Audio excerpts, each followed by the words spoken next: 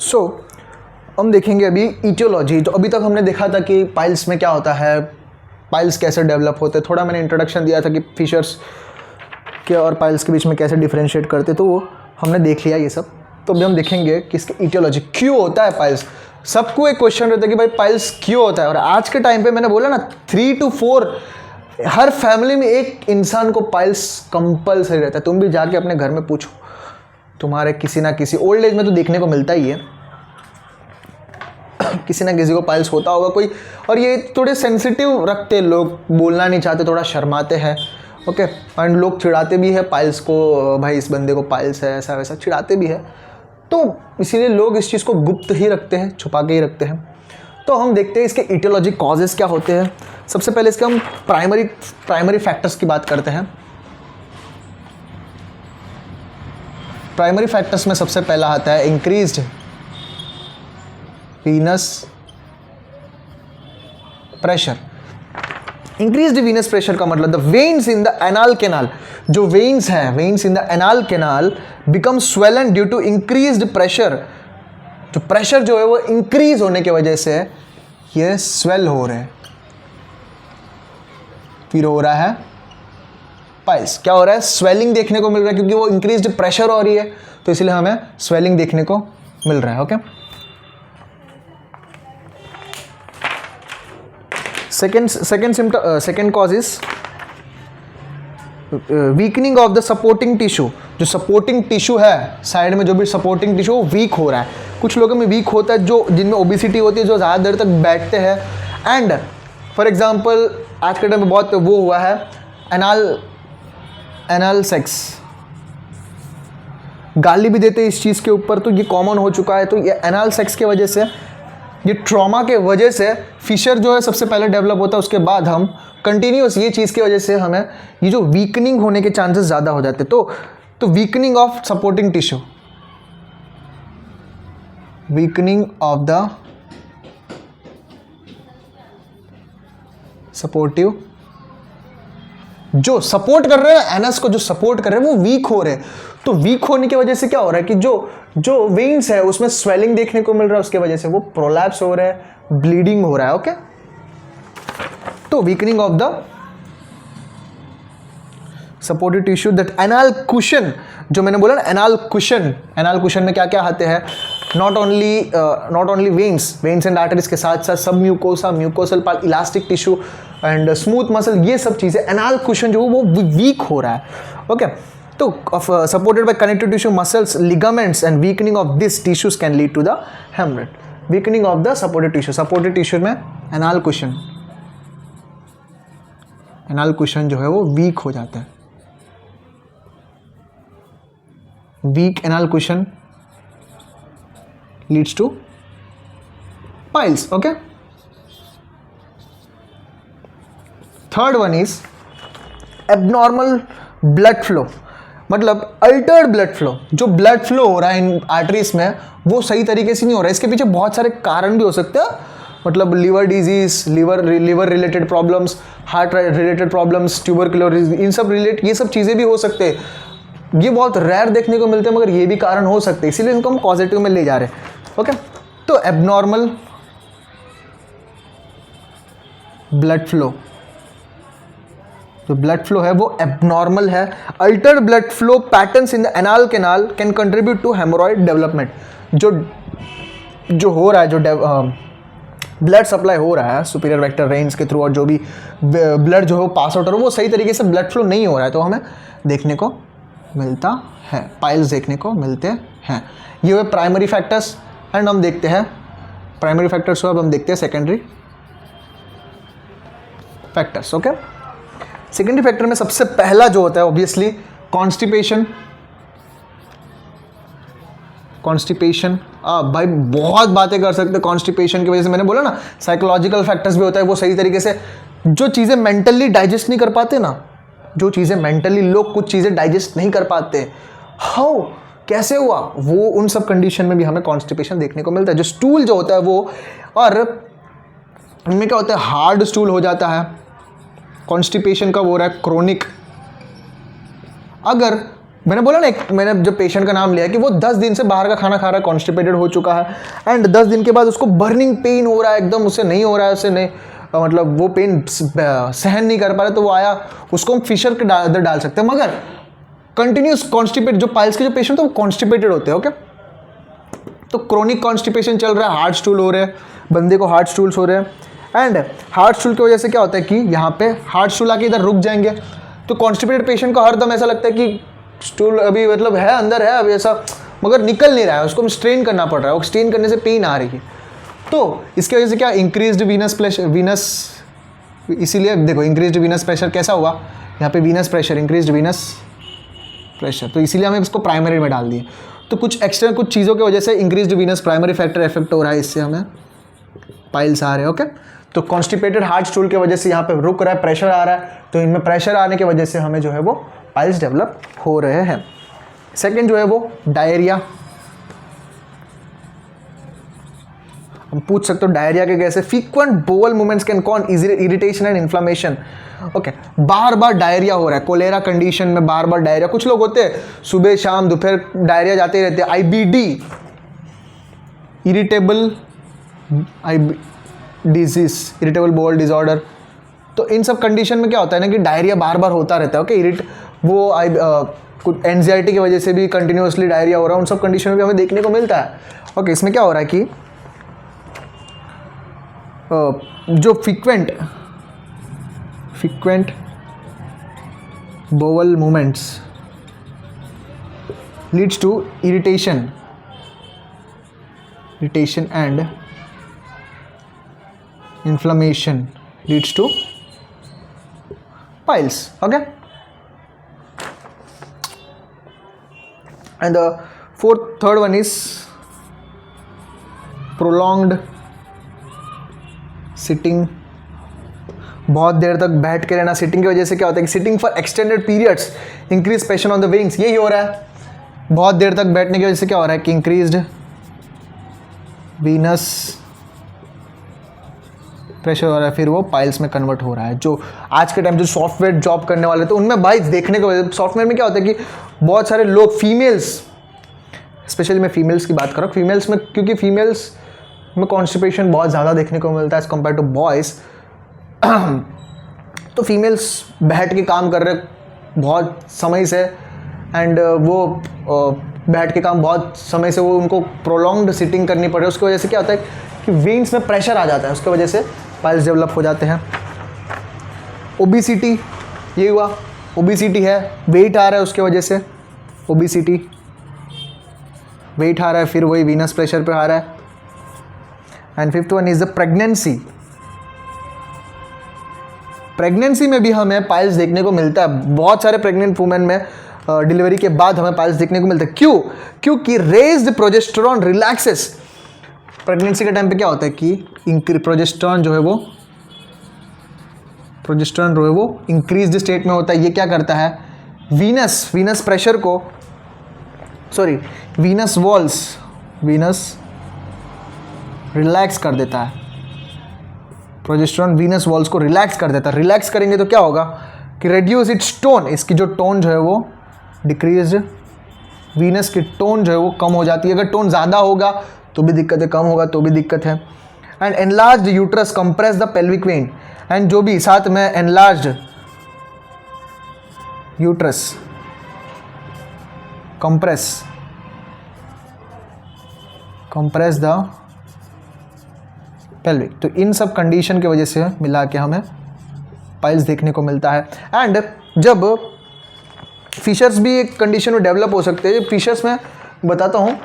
For example ये हुआ lithotomy position में बैठा है पेशेंट, यहाँ से ऊपर वेजाना है, बेबी डिलीवरी हो रही है यहाँ से, तो मोस्टली फिशर जो है वो पोस्टीरियर साइड देखने को मिलता है, ओके 90% ऑफ केसेस में। मगर एंटीरियर साइड, ये एंटीरियर साइड हुआ, ये पोस्टीरियर साइड हुआ, एंटीरियर साइड, यहाँ पे फिशर कब देखने को मिलता है, इसका प्रेशर इसके ऊपर आने की वजह से हमें यहाँ फिशर भी देखने को मिलता है, ओके।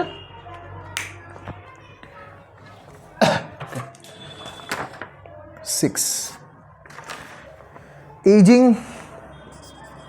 एजिंग की वजह से क्या होता है कि जो वीकनिंग ऑफ द सपोर्टिव, जो कुशन होता है वो सपोर्टिव टिश्यू जो होते हैं वो उसकी टोन सब कुछ डिक्रीज हो जाते हो, तो वो पाइल्स देखने को मिलते हैं। ओल्ड एज में पाइल्स देखने को ही मिलता है। Majority of genetics, hereditary.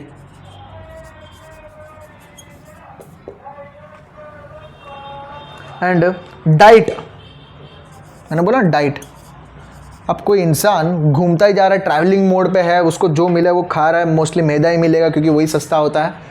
तो डाइट जिसमें लेस फाइबर है, डिक्रीज्ड फाइबर,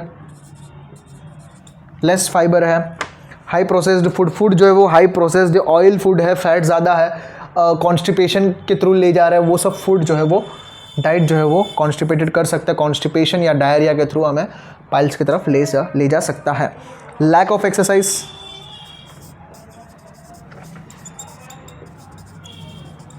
ये मैं एक एक क्यों बता रहा, क्योंकि हर एक ये जो नीचे जैसे जा रहे हैं ना वैसे वैसे सिम्टम्स, पॉजिटिव फैक्टर जो है वो ज़्यादा होते जा रहे हैं, क्योंकि आज के टाइम पे जो भी चीज़ हम पढ़ते हैं ना वो सोसाइटी के साथ रिलेट करते जाना है। रियलिटी में जो भी हम पढ़ रहे हैं वो रियलिटी में देखना आना चाहिए, तो उस सब हम चीज़ें को याद करने की ज़रूरत भी नहीं है, हमें मज़ा आएगा पढ़ने में। ओके, तो लैक ऑफ एक्सरसाइज नहीं हो रहा है। जो सॉफ्टवेयर कंपनी में जॉब कर रहे हैं, कंप्यूटर के सामने बैठ के 7-8 घंटे बैठ के कीबोर्ड पे अपने फिंगर्स मार रहा है, तो उसमें क्या होता है कि ओबेसिटी डेवलप हो सकती है। ओके, प्रोलॉन्ग्ड सिटिंग हो रहा है, कॉन्स्टिपेशन हो रहा है, वेन्स के ऊपर प्रेशर आ रहा है। ओके, एंड डाइट उसका सही नहीं होगा, ऑब्वियसली पूरा दिन बैठा रहता है तो वो कुछ ना कुछ चिप्स ये सब कंज्यूम करता ही होगा, हाई प्रोसेस्ड फूड खा रहा होगा। एंड लैक ऑफ एक्सरसाइज है, जो बंदा 8 से 9 घंटे 12 घंटे काम कर रहा है वो कहाँ एक्सरसाइज करेगा। तो इन सब कंडीशन में जो पाइल्स जो है वो देखने को मिलते हैं। एनाल इंटरकोर्स जो मैंने बताया था, anal intercourse, anal sex. Okay, and Crohn's disease and ulcerative colitis can increase the risk of piles, जो है ना IBD disorders, Crohn's disease and ulcerative colitis, इन सब कंडीशन में पाइल्स देखने को मिलता है। एंड सिरोसिस कंडीशन में भी, मैंने बोला लिवर के कंडीशन में भी हमें देखने को मिल सकता है, liver cirrhosis.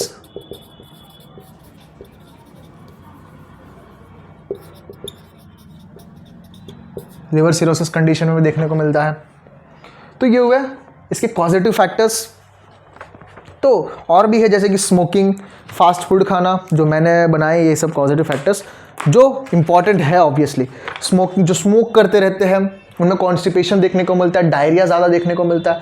Okay, and psychologically बात करें, मैंने बोला ना बहुत कुछ लोग जेलस होते हैं, जेलस पीपल में ज़्यादातर हमें कॉन्स्टिपेशन देखने को मिलता है। तुम नोटिस करो, जब पेशेंट में नोटिस करो, पेशेंट में ही नहीं तुम रियल लाइफ में भी नोटिस करो, जब कोई पेशेंट है उसमें जेलसी ज़्यादा है तो वो डाइजेस्ट नहीं कर पा रहा है भाई। अचानक से तुम सामने वाला घर वाला अचानक से 3रा माला या 4था माला बांध रहा है, कुछ नया कार खरीदा है, कुछ खरीद के लाया, तो इसको क्यों कॉन्स्टिपेशन हो रही है?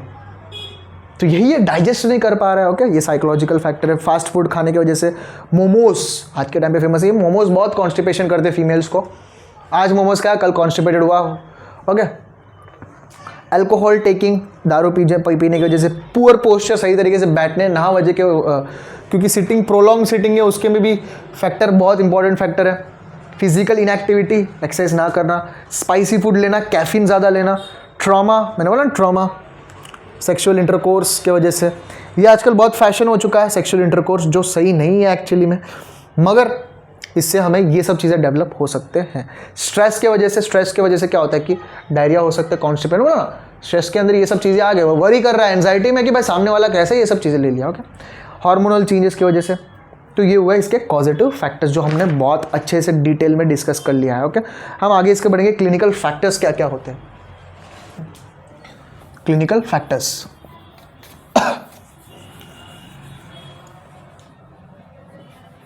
आई थिंक यहाँ पे एक लाइट गिर रहा होगा, प्लीज़ उसको थोड़ा इग्नोर कर दीजिएगा। अपना फोकस पूरा टॉपिक पे होना चाहिए, इसीलिए मैंने वो चीज़ लिखी है, concentrate and focus on 5 senses. Concentrate, focus on 5 senses का मतलब, जब भी हम ये चीज़ सिर्फ साइकोलॉजिकल बुक्स में या कहीं और में नहीं दिया है, बहुत सारे सेल्फ डेवलपमेंट्स बुक में ही नहीं, भगवत गीता में दिया गया है कि भाई हम जब 5 इंद्रियों मतलब 5 सेंसेस को हम, 5 इंद्रियों में क्या क्या आता है, sight, smell, hearing, touch, taste, इन सब चीज़ों को हम कंट्रोल में रखते हैं, तब हमें ये सब चीज़ें, हेल्थ कंडीशन भी नहीं डेवलप होते, अपनी मेंटल लेवल प्रॉब्लम्स भी नहीं देखने को मिलते हैं। तो टॉपिक पे आ जाते हैं, clinical features of piles.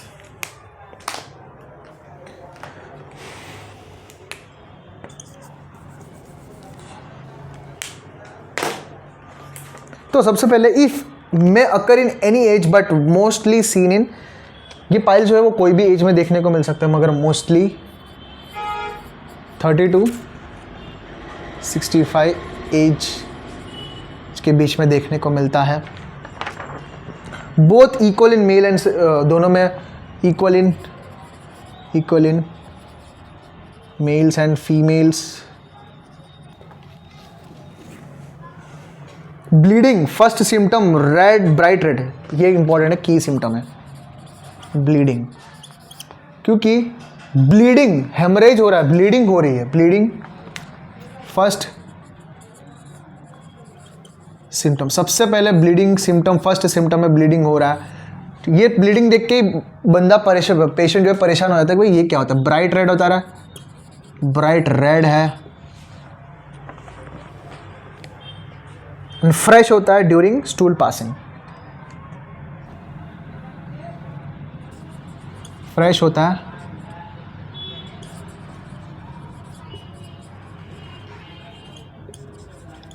Okay. Pain और discomfort in the anal region specially during stools, pain common in external hemorrhoids. तो जो पेन और डिस्कम्फर्टनेस होता ही है थोड़ा बहुत, पेन एंड डिस्कम्फर्ट,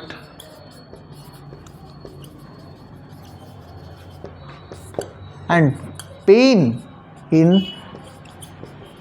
एक्सटर्नल, ये बहुत इंपॉर्टेंट है डिफरेंशिएट करने के लिए। External piles mostly prolonged sitting के वजह से, कॉन्स्टिपेशन के वजह से ये हमें देखने को मिल सकता है, okay. And painless bleeding in the internal hemorrhoids, painless भी internal hemorrhoid, pain in the external piles, इसमें ब्लीड, नो ब्लीड, ब्लीडिंग नहीं हो रहा है, and painless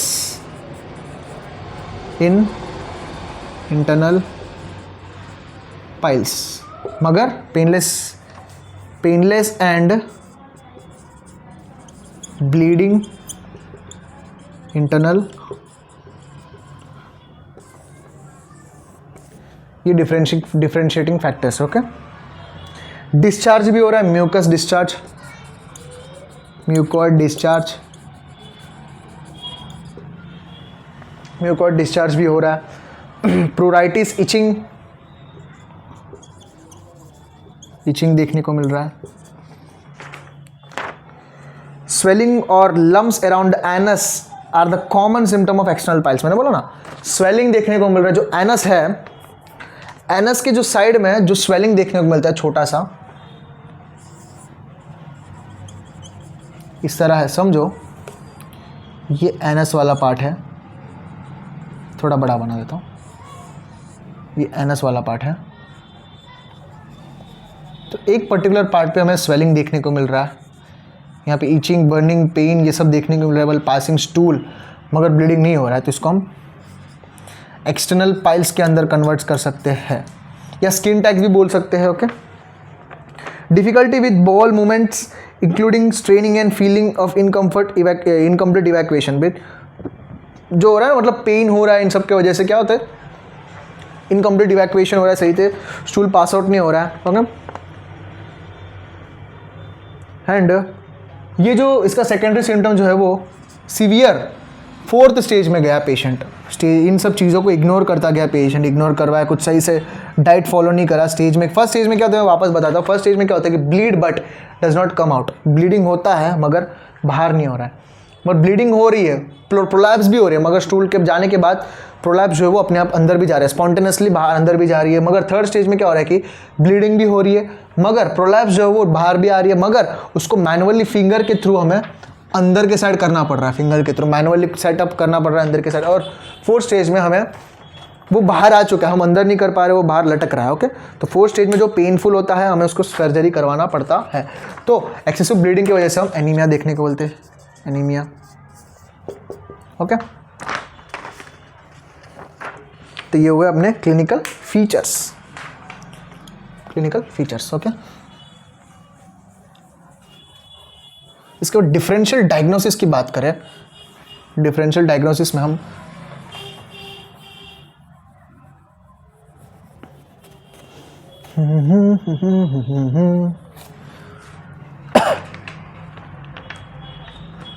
differential diagnosis, DD का मतलब डिफरेंशियल डायग्नोसिस में हम 3 चीज़ों को ले लेते हैं, carcinoma, rectal prolapse and perianal वार्ट्स।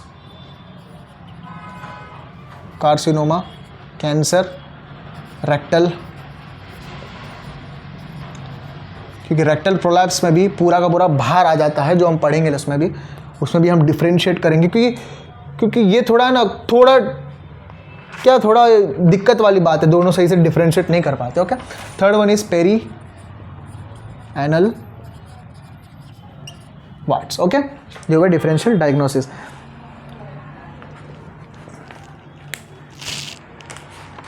तो हम आगे देखते हैं, कॉम्प्लिकेशंस की बात करते हैं, जो बहुत इंपॉर्टेंट है। कॉम्प्लिकेशंस एग्जामिनेशन में पूछते हैं। तो पाइल्स कॉम्प्लिकेट होकर हमें, ये पाइल्स कॉम्प्लिकेशन है ना, बहुत सारे स्लम एरियाज में ज़्यादातर देखने को मिलते हैं। जो गरीब लोग होते हैं ना, वो सर्जरी नहीं कर पाते और साथ में अपने लाइफस्टाइल को भी सुधार नहीं पाते, वो हाई फाइबर नहीं ले सकते। तो इन सब कंडीशन में हमें देखने को मिलता है कॉम्प्लिकेशंस।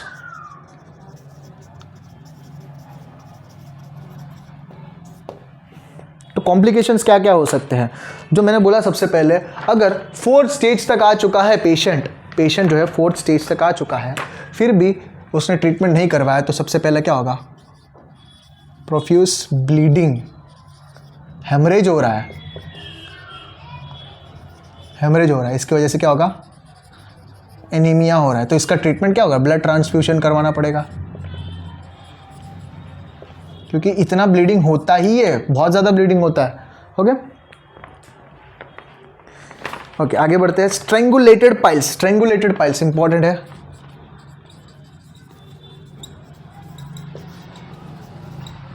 स्ट्रेंगुलेटेड पाइल्स का मतलब क्या होता है, when an internal haemorrhoid prolapse, जो इंटरनल हेमरॉइड है जो प्रोलैप्स कर रहा है 2nd स्टेज में, 3rd स्टेज में, 5th स्टेज, जो बाहर निकल के आ रहा है, become trapped outside the anal splinter, the blood supply, ये जो बाहर निकल के आ रहा है, वो 3rd स्टेज में या 4th स्टेज में बाहर आके पूरा का पूरा, अब ये एनस है, ये बाहर आके पूरा वो बाहर आ जाता है, सब पूरा बल्ज आउट हो जाता है। ओके, अब समझो ये एनस है, तो यहाँ पे इस तरह देखने को मिलते हैं, एनस समझो इस तरह बाहर आ जाता है। ओके, तो जब हम बाहर ऐसे आ गया, portrait become trapped outside the anal splinter, the blood supply to the hemorrhoid is cut off. तो उन कंडीशन में क्या होता है कि ये पूरा बाहर आ गया है, ये पूरा बाहर आ गया, यहाँ पूरा आ चुका है वो, तो वहाँ पे ब्लड सप्लाई होगा, नहीं होगा। तो ब्लड सप्लाई जो है वो स्ट्रेंगुलेटेड पाइल्स में ब्लड सप्लाई जो है वो कट ऑफ हो जाता है। अब कोई पार्ट को तब तक ब्लड सप्लाई है, तब तक वो इतना, मतलब ब्लड सप्लाई तब तक वो है, मतलब सही तरीके से अपना काम तो कर रहे हैं, ब्लीडिंग हो रहे, सिम्टम्स दिखा रहे हैं, मगर यहाँ पर ब्लड सप्लाई जैसे ही कट ऑफ हो गए, resulting in painful and potentially serious condition, ये बहुत पेनफुल होने लग जाता है, एंड साथ में ये बहुत सारे कॉम्प्लिकेशन में चले जाते हैं। तो स्ट्रेंगुलेटेड पाइल्स जब ब्लीडिंग सप्लाई कट ऑफ हो जाता है ना, तब वो पायमिया सुपरेशन, बैक्टीरियल इन्फेक्शन हो जाता है,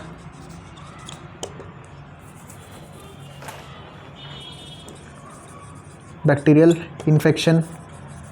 अब बैक्टीरियल इन्फेक्शन देखने को मिल रहा है एक पर्टिकुलर पार्ट पे, बैक्टीरियल इन्फेक्शन, तो ये पस फॉर्म करेगा, तो पस भी देखने को मिलता है। ये अल्सरेट हो रहा है, स्ट्रेंगुलेटेड पाइल्स जो बाहर आ गए हैं, जो बाहर लटक रहे हैं, वो चीज़ें वहाँ पे ब्लड सप्लाई कट हो चुका है, तो ब्लड सप्लाई कट होगा तो यहाँ पे बैक्टीरिया डेवलप हो सकता है, अल्सरेशन डेवलप होता है, अल्सरेशन से हमें कार्सिनोमा डेवलप हो सकता है, कैंसर डेवलप हो सकता है, थ्रोम्बोसिस थ्रोम्बोसिस इंपॉर्टेंट है, ये मोस्टली केसेस में देखना ब्लूइश अपीयरेंस हो जाता है, ब्लूइश अपीयरेंस हो जाता है। फाइब्रोसिस भी हो जाता है। And the last one is gangrene में कन्वर्ट हो सकता है। तो ये बैक्टीरियल इन्फेक्शन आगे जाके गैंग्रीन में कन्वर्ट हो रहा है।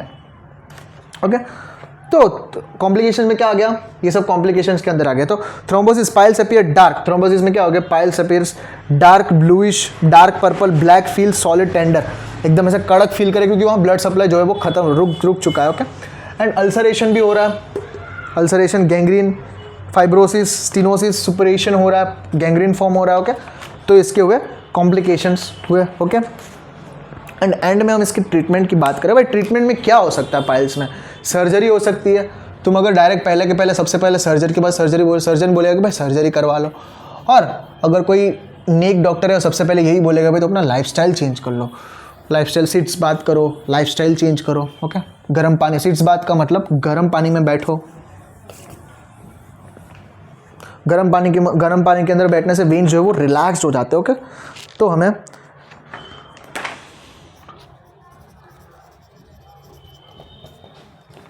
तो देखते हैं प्रिवेंट करने के लिए डाइट को सही करना होगा, ज़्यादा फाइबर लेना होगा, फाइबर फूड को बढ़ाना पड़ेगा, more water intake, workout, exercise, जैसे तुम्हारी बॉडी है उस हिसाब से तुम्हें वर्कआउट, उस हिसाब से तुम्हें खुद से ही वो सब चीज़ें लेना पड़ेगा। जब हम एक्सरसाइज करेंगे अपनी मेटाबॉलिज्म हाई चली जाएगी तो अपने कॉन्स्टिपेशन होगा नहीं होगा। तो पाइल्स के तो सबसे पहले हमें रोकना है, कॉन्स्टिपेशन को रोकना है। कॉन्स्टिपेशन को रोकने के लिए हमें लैक्सेटिव्स लेना पड़ेगा, लैक्सेटिव लेना पड़ेगा जिससे स्मूथ स्टूल निकल जाए, स्मूथ स्टूल पास आउट हो जाए। ओके, एंड साथ में कुछ लोकल एप्लीकेशंस की बात करें, लिग्नोकेन। नॉट ओनली दिस, बहुत सारे ऑइंटमेंट्स आते हैं स्टूल जाने से पहले, वो एनस के पार्ट पे लगा लेना चाहिए होता है, लगाते हैं। तो ये लोकल एप्लीकेशन, एंटीबायोटिक्स भी देते हैं ताकि इन्फेक्शन ना हो, फर्दर इन्फेक्शन। एंड लैक्सेटिव बोला है, पेन रिड्यूस करने के लिए एंटी एनाल्जेसिक देते हैं। एंड साथ में सिट्स SITZ बात, मतलब वार्म गर्म पानी जिसमें हम टॉलरेट कर सकते हो उतने, बट एक बकेट में पानी ले उसके अंदर बैठना है कुछ समय तक, तो उसकी वजह से बहुत अपने जो वेन्स जो है वो रिलैक्स्ड हो जाएंगे।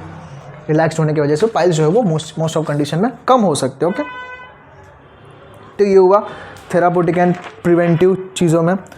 तो end of the day surgery is the most important thing, surgery से ही काम होगा। ओपन हेमरोइडेक्टोमी, क्लोज हेमरोइडेक्टोमी, ये सब चीज़ें करवाते हैं सर्जरी में। ओके, बैंडिंग में, क्रायोथेरेपी, लेज़र थेरेपी, ये सब चीज़ें हम पाइल्स के ट्रीटमेंट में सर्जन्स करते हैं। तो यहाँ पे अपना नॉलेज जो है वो इतना रखना चाहिए एज ए डॉक्टर। ओके, तो यहाँ पे अपना हेमरोइड्स का पार्ट जो है ख़त्म हो रहा है।